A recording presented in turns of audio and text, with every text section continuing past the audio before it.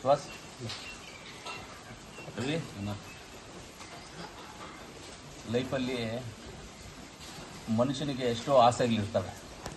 ಆಸೆಗಳು, ನನಗದು ಬೇಕು ಇದು ಬೇಕು ಏನೇನೋ ಬೇಕು ಅಂತ ಆಸೆಗಳಿರ್ತವೆ.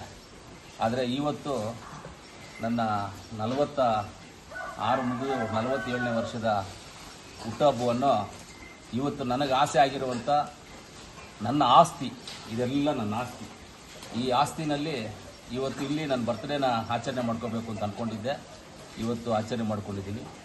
ಎಲ್ಲ ನಮ್ಮ ಅಭಿಮಾನಿಗಳಿಗೂ, ನಮ್ಮ ಕೋಲಾರ ಜಿಲ್ಲೆಯ ಕೋಲಾರ ತಾಲೂಕು, ಮುಳಬಾಗಿಲು ತಾಲೂಕಿನ ಎಲ್ಲ ನಮ್ಮ ಕಾಂಗ್ರೆಸ್ ಪಕ್ಷದ ಮುಖಂಡರಿಗೂ, ಕಾರ್ಯಕರ್ತರಿಗೂ ಎಲ್ಲರಿಗೂ ನಾನು ಧನ್ಯವಾದಗಳನ್ನು ತಿಳಿಸ್ತೀನಿ. ಇವತ್ತು ಎಲ್ಲರ ಜೊತೆ ನಾನು ಹುಟ್ಟುಹಬ್ಬನ ಆಚರಿಸ್ಕೋಬೇಕಾಗಿತ್ತು. ಇದೇ ಸಂದರ್ಭದಲ್ಲಿ ರೀಸೆಂಟಾಗಿ ನಮ್ಮ RCB ಕಪ್ಪನ್ನು ಗೆದ್ದು ಬೆಂಗಳೂರಿಗೆ ಬಂದಂಥ ಸೆಲೆಬ್ರೇಷನಲ್ಲಿ, ವಿಜಯೋತ್ಸವದಲ್ಲಿ 11 ಜನ ನಮ್ಮ ಕರ್ನಾಟಕದ ರತ್ನಗಳು, ನಮ್ಮ ಕರ್ನಾಟಕದ ಹೆಮ್ಮೆಯ ಪುತ್ರರು, ನಮ್ಮ ಕೋಲಾರಿನ ಹೆಮ್ಮೆಯ ಪುತ್ರಿ, ನಮಗೆ ತುಂಬ ಬೇಕಾಗಿರುವಂಥ ನಮ್ಮ ಸುರೇಶ್ ಬಾಬು ಅವ್ರ ಮಗಳು ಈ ಇದರಲ್ಲಿ ನಮ್ಮ ಕೋಲಾರಿನ ತೀರ್ಕೊಂಡಿರ್ತಾರೆ, ಈ RCB ಸಂಭ್ರಮಾಚರಣೆಯಲ್ಲಿ.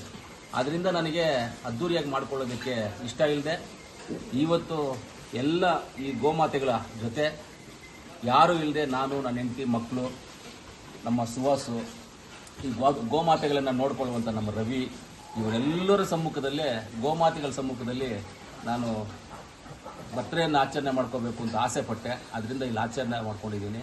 ನನಗೆ ಫುಲ್ಲು ತೃಪ್ತಿಯಾಗಿದೆ, ಸಂತೋಷ ಆಗಿದೆ, ಖುಷಿಯಾಗಿದೆ.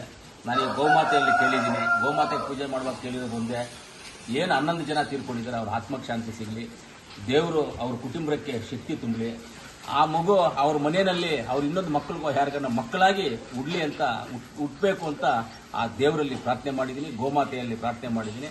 ನಮ್ಮ ಗೋಮಾತೆಗಳೆಲ್ಲ ಇಲ್ಲಿದ್ದಾರೆ. ಇವರು ಇಲ್ಲಿ ಹೆಂಗೆ ಅಂದರೆ, ಗೋಮಾತೆ ಅಂದರೆ ಇಲ್ಲಿ ಯಾರನ್ನೂ ಬೇರೆಯವ್ರನ್ನೆಲ್ಲ ಅಲೋ ಮಾಡೋದಿಲ್ಲ, ಯಾರನ್ನೂ ಒಳಗಡೆ ಬಿಡೋದಿಲ್ಲ. ಇಲ್ಲೆಲ್ಲ ಸ್ವಂತವಾಗಿ ಮಾಡುವಂಥದ್ದು ಇದು, ಯಾರೂ ಒಳಗಡೆ ಬಿಡೋದಿಲ್ಲ ಇಲ್ಲಿ. ಆದ್ದರಿಂದ ಈ ಗೋಮಾತೆಗಳ ಜೊತೆಯಲ್ಲಿ ನನಗೆ ಆಚರಣೆ ಮಾಡ್ಕೊಂಡು ತುಂಬ ಸಂತೋಷ ತಂದಿದೆ.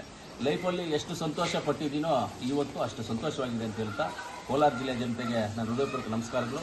ಎಲ್ಲರೂ ಚೆನ್ನಾಗಿದ್ದೀನಿ.